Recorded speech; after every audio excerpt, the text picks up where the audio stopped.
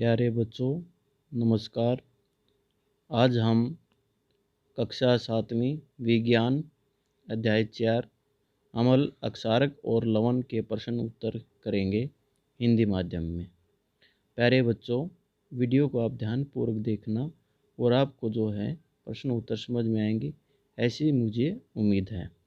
तो शुरू करते हैं आज के प्रश्न उत्तर। तो प्यारे बच्चों, पहला प्रश्न है आपका कि अम्ल और अक्षारकों के बीच अंतर बताइए। तो प्यारे बच्चों, अम्लों का पहला अंतर क्या है कि अम्ल जो है वो स्वाद में खट्टे होते हैं, ठीक है, और ये जो अक्षारक हैं ये स्वाद में कड़वे होते हैं। और इनका जो स्पर्श है, स्पर्श का मतलब क्या होता है? छूना, यानी कि इसको हम अगर टच करके देखते हैं तो ये साबुन जैसे चिकने होते हैं, ठीक है। और यहाँ पे जो है अम्ल जो होते हैं वो छूने में वो तीखे होते हैं, यानी कि उसमें थोड़ा सा हमें जलन सी महसूस होती है, ठीक है बच्चों।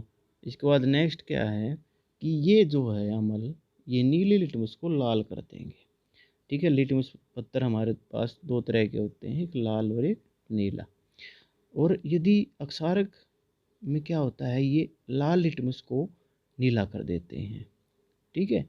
और इसके बाद नेक्स्ट क्या है कि जो उदाहरण के द्वारा हम अंतर कर सकते हैं, जैसे दही, नींबू का रस और संतरे का रस, सिरका, ये सभी अम्ल के उदाहरण हैं, ठीक है। दूसरी तरफ जो आपका बेकिंग सोडा है, ठीक है, बेकिंग सोडा है, ठीक है, साबुन है और जो है चूने का पानी, ये क्या है आपके, ये अक्षारक के उदाहरण हैं। तो प्यारे बच्चों, आपने देखा कि ये कितना आसान प्रश्न है, आप इसको आसानी से कर सकते हो, ठीक है। इसके बाद नेक्स्ट क्वेश्चन देखेंगे। नेक्स्ट क्वेश्चन क्या है बच्चों कि अनेक घरेलू उत्पादों जैसे खिड़की साफ करने के मार्जकों मार्जकों मार्जकों क्या होता है, जो आप सर्फ वगैरह लेके आते हो, सर्फ जिसको आप बोलते हो, ठीक है, तो वो उसमें अमोनिया पाया जाता है, तो ये लाल लिटमस को नीला कर देता है। तो इसकी प्रकृति क्या है, ठीक है बच्चों, हमने प्रकृति बतानी है इसकी।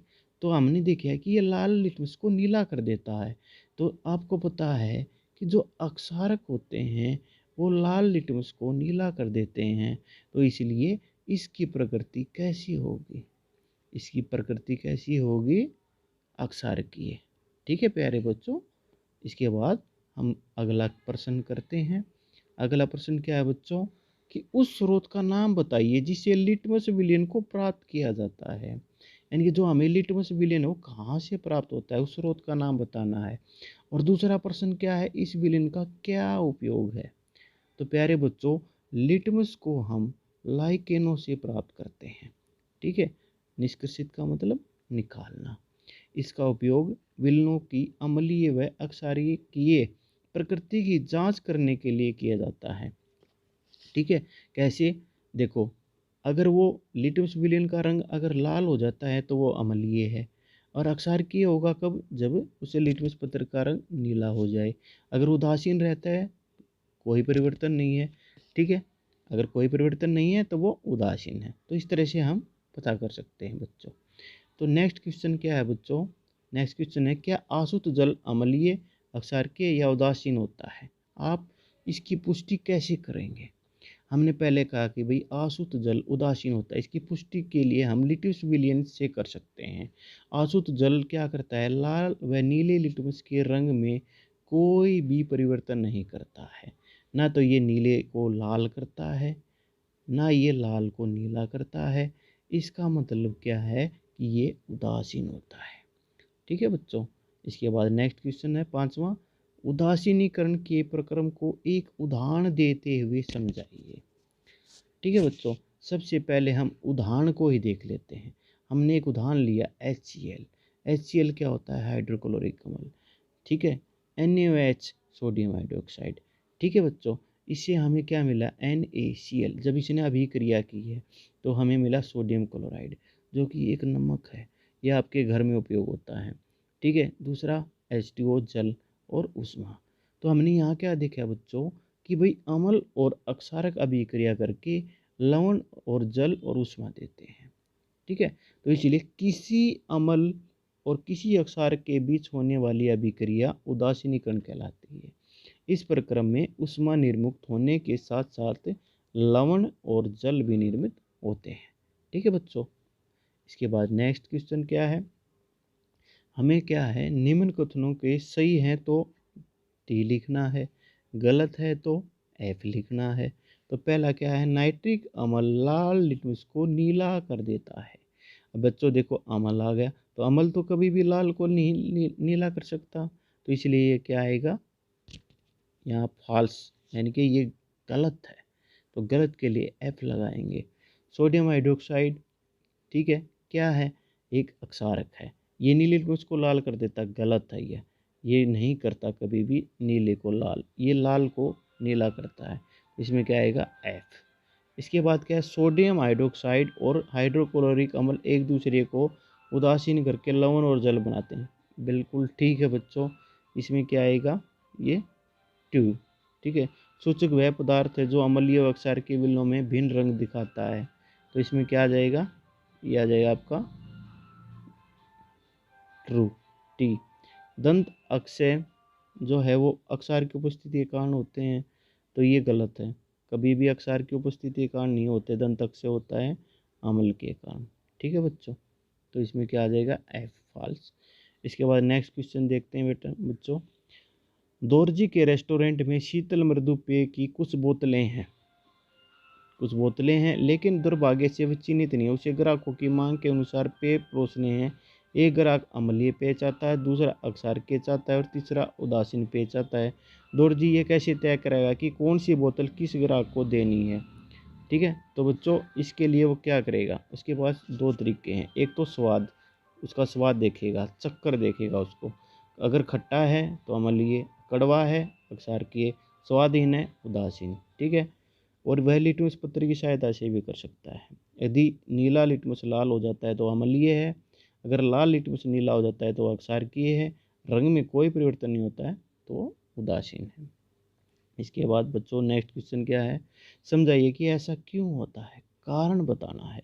जब आप अति अम्लता से पीड़ित यानी कि आपके पेट में ज़्यादा अम्ल होता है, ठीक है, कई बार कहते हैं ना भाई पेट में जलन हो रही है, गैस बन गई है, तो हम प्रति एमएल की गोली लेते हैं। क्यों, प्रति एमएल की गोली में दूध या मैग्नीशियम, जिसको हम मैग्नीशियम हाइड्रोक्साइड कहते हैं, जिसका सूत्र क्या होता है MgOH2। ठीक है, तो वो अक्षारक होता है।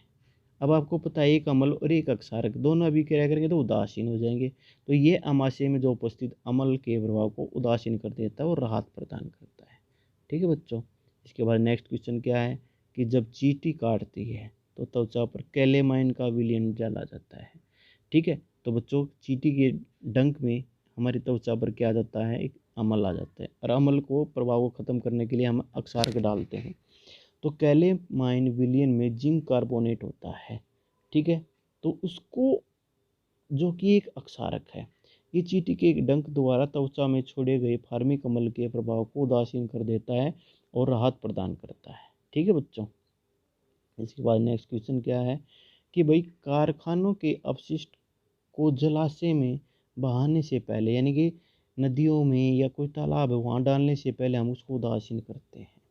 क्यों, क्योंकि कारखाने के अपशिष्ट में अम्ल होते हैं बेटा, इसीलिए जलाशयों में बहाने से पहले उसे उदासीन किया जाता है, यानी कि उसको न्यूट्रलाइज किया जाता है। ठीक है, क्यों, ताकि वो उसके प्रभाव को ख़त्म कर दे, यानी कि जो अम्ल है वो मछली है या अन्य जलीय जीव को नष्ट ना करे। यदि हम उसको ऐसे ही डाल देंगे तो हमारे जो जलीय जीव हैं वो आपके नष्ट हो सकते हैं। इसके बाद नेक्स्ट क्वेश्चन क्या है कि आपको 3 द्रव दिए गए जिनमें से एक हाइड्रोक्लोरिक अम्ल है, दूसरा सोडियम हाइड्रोक्साइड है, ठीक है, और तीसरा शक्कर का विलयन है। आप हल्दी के सूचक के उपयोग के द्वारा कैसे कर सकते हो। तो पहले चरण में क्या करेंगे बच्चों, हम हल्दी सूचक लेंगे, NaOH, HCl और शक्कर का विलयन। तो यदि रंग लाल हो जाता है तो वो सोडियम हाइड्रोक्साइड होगा। ठीक है, दूसरे चरण में क्या करेंगे, हम सोडियम हाइड्रोक्साइड, HCl और शक्कर का विलयन और हल्दी सूचक, यदि रंग में कोई परिवर्तन नहीं होता है तो वो हाइड्रोक्लोरिक अम्ल है। यदि रंग लाल हो जाता है तो वो शक्कर का विलीन होगा। ठीक है। इसके बाद नेक्स्ट क्वेश्चन क्या है बच्चों? नेक्स्ट क्वेश्चन है कि नीले लिटमस पत्थर के एक विलेन में डुबोया गया है। नीले लिटमस पत्थर को एक विलेन में डुबोया गया है। ये नीला नीला ही रहता है, ये नीला ही रहता है। विलेन की प्रकृति क्या है? जब ये नीला ही रहता है तो प्रकृति क्या हो सकती है? या तो अक्षारकीय होगा या उदासीन होगा, क्योंकि ये नीले लिटमस पत्थर को कोई परिवर्तन नहीं करता है। ठीक है बच्चों। इसके बाद नेक्स्ट क्वेश्चन क्या है? हमें ये कुछ वक्तव्य दिए गए हैं। ठीक है। अम्ल और अक्षारक दोनों सभी सूचक के रंग को परिवर्तित कर देते हैं। दूसरा, यदि कोई सूचक अम्ल के साथ रंग में परिवर्तन कर देता है तो वह अक्षारक के साथ रंग परिवर्तन नहीं करता है। तीसरा, यदि कोई सूचक अक्षारक के साथ रंग परिवर्तन करता है तो वह अम्ल के साथ परिवर्तन नहीं करता है। और घ जो है आपका वो क्या है? अम्ल और अक्षारक में रंग परिवर्तन सूचक के प्रकार पर निर्भर करता है। तो प्यारे बच्चों, हमें ये बताना है कि कौन सा वक्तव्य सही है। तो इसमें कौन सा आ जाएगा? आपका केवल घ। ठीक है। तो प्यारे बच्चों, आपको ये वीडियो जो है कैसी लगी? आप इसको अगर पसंद आती है तो लाइक करें। ठीक है। और अगर अभी तक किसी ने मेरे चैनल को सब्सक्राइब नहीं किया है तो वो मेरे चैनल को सब्सक्राइब भी करें। ठीक है। और जो है लाइक करें। ठीक है। तो प्यारे बच्चों, उम्मीद है कि आपको ये वीडियो समझ में आ गई होगी। आप सभी का मेरे यूट्यूब चैनल खेल खेल साइंस, खेल खेल में साइंस, ध्यान से सुनना बच्चों, खेल खेल में साइंस पर यह वीडियो देखने के लिए बहुत बहुत धन्यवाद। आगे आने वाले समय में हम और भी इसी तरह की वीडियो डालेंगे। आप सभी का धन्यवाद। नमस्कार।